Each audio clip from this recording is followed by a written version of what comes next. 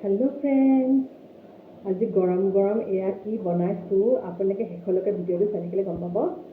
মইনো কেনেকৈ আজি এইটো ৰেচিপি বনাইছোঁ আপোনালোকে চাওকচোন আহক।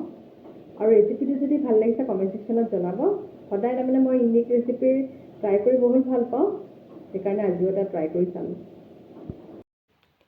এইটো ৰেচিপি বনাবলৈ কাৰণে প্ৰথমতে মই বিটৰুটখিনি গ্ৰেড কৰি ল'লোঁ। মই বিটৰুট বুলি ক'বলৈ গ'লে এটা বিটৰুট লৈ লৈছোঁ। আপোনালোকে এফালো ল'ব পাৰে বিটৰুট। এতিয়া মই চাকি এটা এনেকৈ মই মাখি ল'লোঁ। ভেজিছখিনি দি দিলোঁ। ভেজিছৰ ভিতৰত মই কৰ্ণ ইয়াত দিয়া নাই।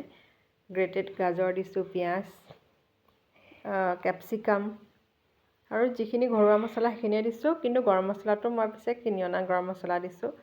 এতিয়া গোটেইখিনি অকণমান ফ্ৰাই কৰি লৈছোঁ। যিহেতু কেপচিকাম যিহেতু গাজৰ গ্ৰেট কৰা হৈছে, সেইকাৰণে খুব কম সময়ৰ ভিতৰতে বনোৱা হৈ গৈছে বুলি ক'ব পাৰি। আৰু মই আলু মেছ কৰি ল'লোঁ। আগতীয়াকৈ মই বইল কৰি লৈছিলোঁ। গোটেইখিনি একেলগে মই সানি ল'লোঁ। সানি লোৱাৰ পাছত এতিয়া মই আৰু অকণমান ঠাণ্ডা হ'বলৈ দিম। গোটেইখিনি ভালকৈ আচলতে সানি লোৱা হৈছে। আনফালে মই গোল গোলকৈ লুচি আকাৰত বেলি লৈছোঁ। বহুত ডাঙৰো কৰা নাই, সৰু কৰা নাই, এটা মিডিয়াম ছাইজত আৰু অকণমান ডাঠকৈ বেলা হৈছে। এতিয়া মই বেলা হোৱাৰ পাছত যিখিনি মই ষ্টাফিং বনাই লৈ গৈছিলোঁ, সেয়া ষ্টাফিংখিনি মই ইয়াৰ ভিতৰত দি দিছোঁ। আৰু বান নহ'লে কচৰি আকাৰত এনেকৈ আপোনালোকে ফুল কৰি ল'ব পাৰে। গোটেইখিনি এনেকৈ ইটোৰ পাছত সিটোকৈ এনেকৈ বান কচৰি মই ৰেডি কৰি লৈছোঁ। দেখিবলৈ যিমান সুন্দৰ হৈছিলে, খাবলৈও সিমানে সোৱাদময় হৈছিলে। আৰু এইটো ৰেচিপি মই প্ৰথমবাৰৰ কাৰণেহে ট্ৰাই কৰি চাইছোঁ।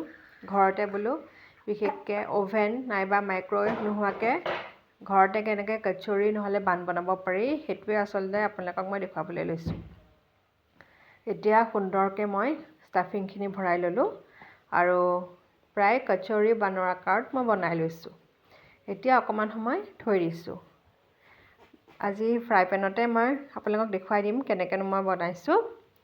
ফ্ৰাই পেনত মই দিওঁতে প্ৰায় অকণমান তেলহে দিছোঁ, যাতে যি বান আছে অকণমান যাতে টিক খায়।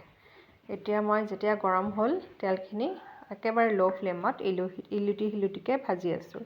ৰংটো যে দেখিবলৈ ইমান সুন্দৰ হৈছিলে, খাবলৈও সিমানে সোৱাদময় হৈছিলে। আপোনালোকে এনেকৈ যদি কেতিয়াবা ট্ৰাই কৰি চোৱা নাই, ট্ৰাই কৰি চাবচোন, খাই বিৰাটেই ভাল পাব। আৰু শেষত মই অকণমান মিডিয়াম ফ্লেমত দি দিছোঁ। ইলুটি সিলুটি কৰাৰ পাছত সুন্দৰ এটা ৰং হৈছে।